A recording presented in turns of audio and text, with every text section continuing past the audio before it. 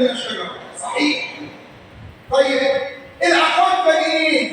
الشيطان قال لهم وقاسمهما اني لكما لمن الناصحين فدلاهما بغرور فلما ذاق الشجره. انا عايزك بس تشوف كده ايه اللي جاب التذوق لانكشاف العوره. فلما ذاق الشجره بدت لهما سوءاتهما. شفت العقاب الرباني؟ وعايز يعرفك خطوره الشيطان من البدايه. هو عاوز منك ايه؟ فلما ذاق الشجره بدت لهما سوءاتهما.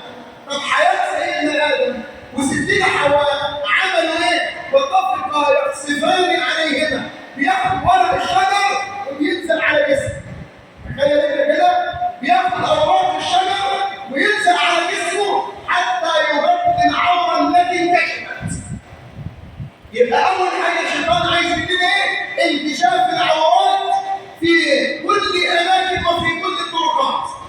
يقوم ربنا سبحانه وتعالى بعد توبه ادم عليه السلام وحواء وان تاب عليهما يجي يقول بقى يا بني ادم قد انزلنا عليكم لباسا يواري سوآتكم وريشا ولباس التقوى ذلك خير لعلكم تذكرون. اول حاجه نزلت سيدنا ادم ما قالوش صلي ولا صوم ولا حج ولا من حاجه. اول حاجه يا بني ادم قد انزلنا عليكم لباسا اللي احنا كنا بندرسه زمان ومن الاخر مبروك علينا فيه. ويقول لك ان الانسان خد فتره التطور نزل عريان وبعد كده اتعلم ازاي يلبس وازاي يولع وازاي يطبخ. الكلام ده كله عالي من الصحه. اقرا وتعلم في قصص الانبياء حقا منذ بدايه الخليقه وستعلم ان اعلم البشر ادم. اعلم اهل الارض الى ان تقوم الساعه ادم. قال تعالى وعلم ادم الاسماء كلها. عارف انت قبل ما تطلع المروحه دي كنت تعرف اسمها؟ لا. طب سيدنا ادم ما شافهاش وعرفها.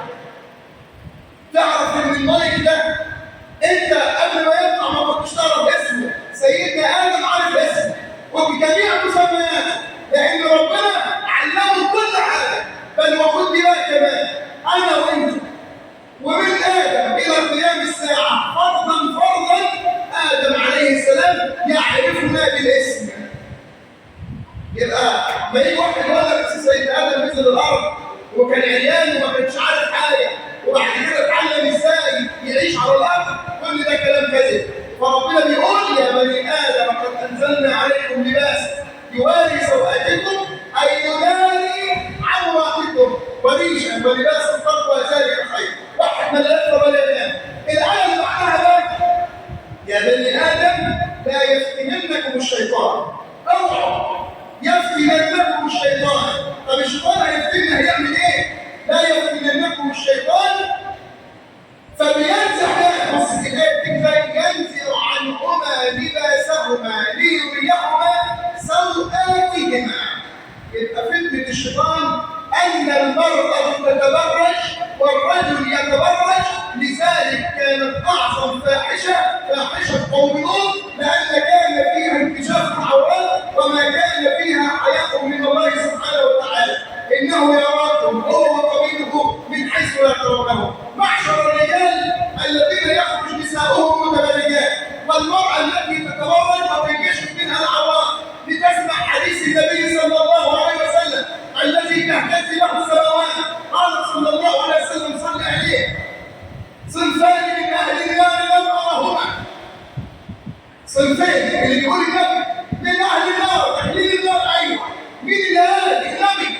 لم ارهما منهم نساء كاسيات عاريات.